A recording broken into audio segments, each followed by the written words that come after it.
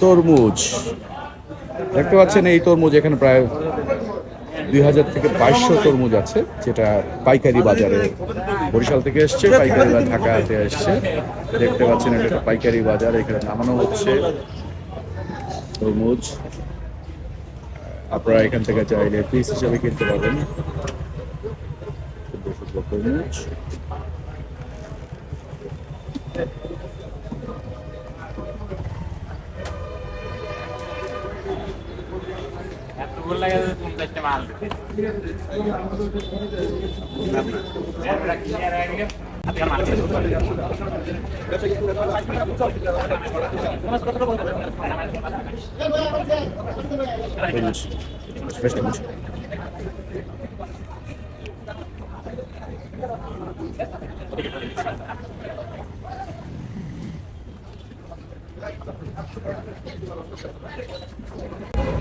এটা একটা পাইকারি বাজার, সাভারের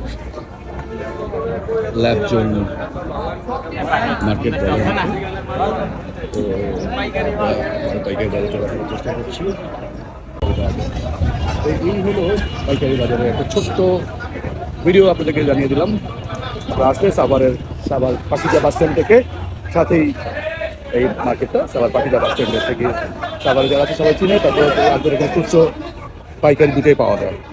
তো বন্ধুরা সবাই ভালো থাকবেন, আল্লাহ হাফেজ।